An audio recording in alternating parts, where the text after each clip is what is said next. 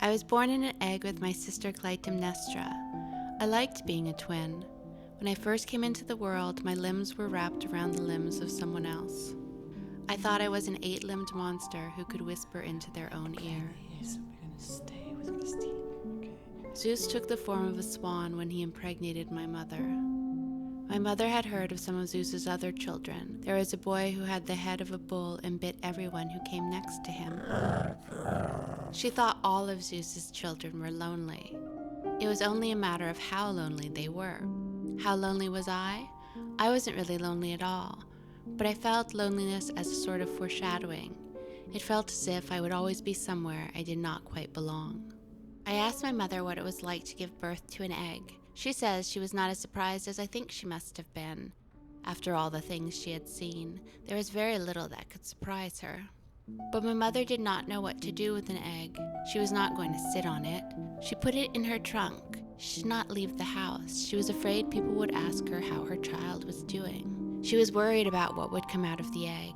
She was afraid she would have a little girl who would have huge wings sticking out of her back she would drag around unhappily. She imagined the baby having webbed feet and there not being any shoes that would fit her. Her daughter would walk around flat-footed and awkward and never know how to dance. When she sneezed, feathers would come out of her nose. I don't know if she felt any better having a baby that was so beautiful, one that everyone gathered around to see, one that was suspiciously beautiful. Nobody thought I belonged to her. No one thought I belonged to myself. When I look at my reflection, I don't see it. I think I am rather odd looking. I think my ears are too big. I have an expression I don't like. I think I always look melancholic. My mother does not like to talk about that night because she was accosted. She did not want to make love to Zeus. She never would have given him the time of day. My mother always liked swimming in the pond near our house. It was filled with swans. She thought they were so beautiful. They didn't like her in return. They're not interested in being helped by anyone. If a swan found itself in a trap, it would probably rather die than be helped by you. Then one afternoon, she saw a swan being pursued by an eagle. She opened her arms thinking she could save it. The swan was stronger than she thought a swan might be.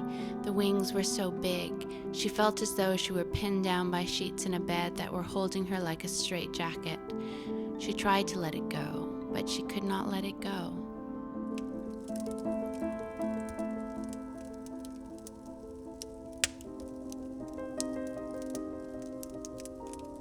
It is a curse to have men love you without really knowing you.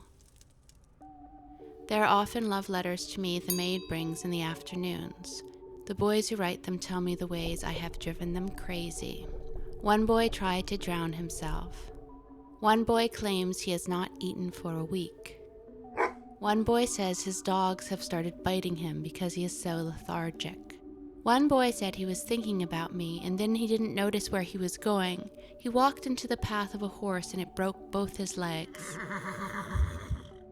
They never ask whether or not I love them in return. This doesn't matter at all. They think I owe them something for falling in love with me.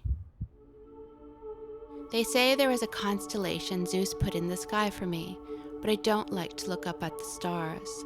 They are always twinkling and flirting with me, calling me a whore, telling me I will be naked for everyone one day.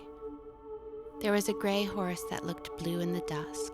I was terrified it might be Zeus. He might threaten to crush me with one of his hoofs.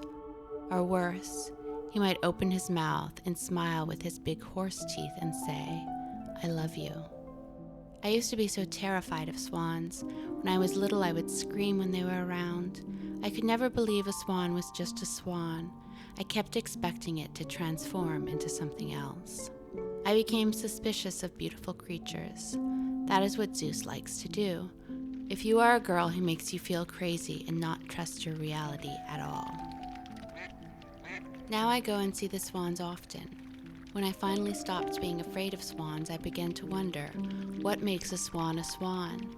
Why are swans the way they are? They hate that we look at them one way and make up our minds about them. Then we decide they have to be that way because they are pleasing to our eyes. They have to be pleasing in their gestures and actions. We have never gotten to know swans. We have only looked at them, and we have drawn them and painted them. Everybody has a right to an ugly side. Everything unexpected and different is ugly. I sometimes wish I was back being inside my egg with my sister, a monster with 8 limbs and 2 heads, and the lips of the heads would be so close they were almost touching, and they would whisper to one another, "I find you most ugly." And then they would wrap all their limbs around their body and kiss, the way young girls would one day lean into a bathroom mirror and kiss themselves.